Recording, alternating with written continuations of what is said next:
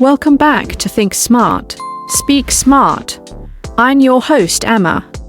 And I'm Josh. Today, we're diving into a super helpful topic, how to think in English. If you've ever struggled to stop translating everything in your head, this episode is for you. That's right, Josh. Thinking directly in English is a major milestone for language learners, and it makes speaking so much smoother. But let's start at the beginning. Why do people struggle to think in English in the first place? It's a pretty common challenge.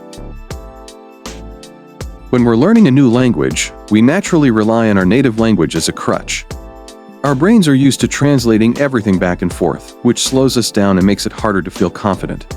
Exactly. It's like trying to run a marathon but stopping every few steps to tie your shoelaces. It's exhausting and inefficient.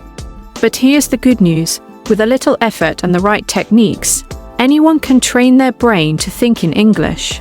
And that's what today's episode is all about. We're going to share practical tips, fun exercises, and even some personal stories to help you start thinking in English. Let's kick things off with your favorite tip, Emma. Oh, tough choice. But if I had to pick, I'd say immerse yourself in English as much as possible. Listen to English podcasts, watch movies, or follow social media accounts in English.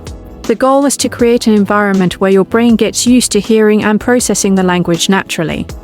I love that. Immersion is key, even if you can't travel to an English-speaking country.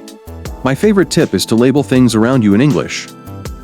For example, if you see your phone, think phone, not telephone or telephono. Associating English words with everyday objects is a great way to reprogram your brain. That's a fantastic one. Another idea is to narrate your day in English.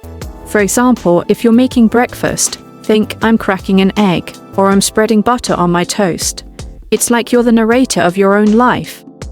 And the best part is, you can do it silently in your head, so no one thinks you're talking to yourself. It's a small habit, but it makes a big difference over time. True. And if narrating feels too advanced at first, try thinking in simple phrases. For example, instead of forming complex sentences, just think, coffee, hot, drink. Start small and gradually add more detail. That's such a great approach. And speaking of adding detail, visualization is another powerful tool. Imagine a scenario in English, like ordering food at a cafe. Picture yourself saying, "Hi, can I get a cappuccino, please?" It's like practicing in your mind before it happens in real life.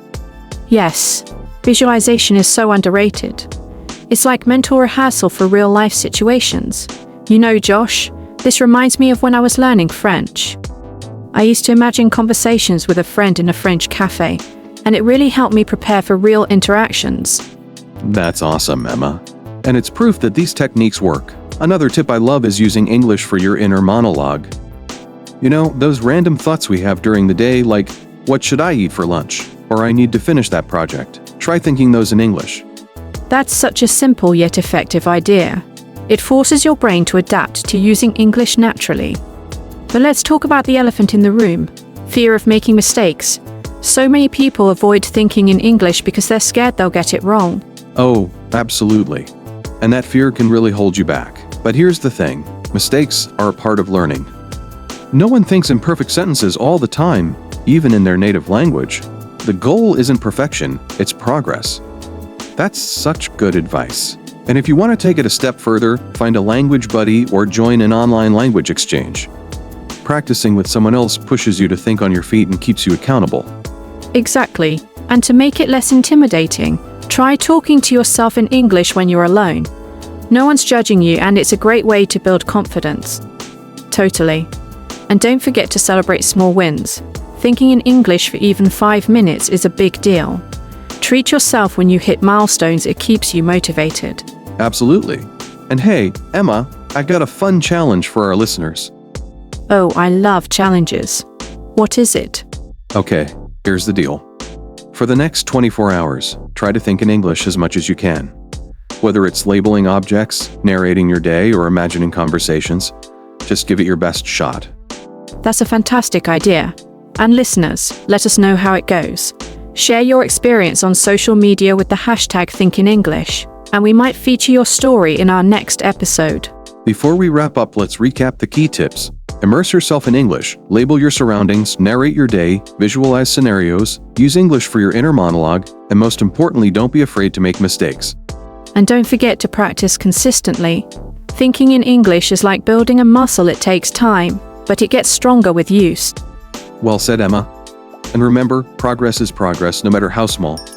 Thanks for joining us today on Think Smart, Speak Smart. If you found this episode helpful, subscribe, leave a review, and share it with a friend who's learning English. Until next time, keep practicing, keep improving, and keep thinking smart.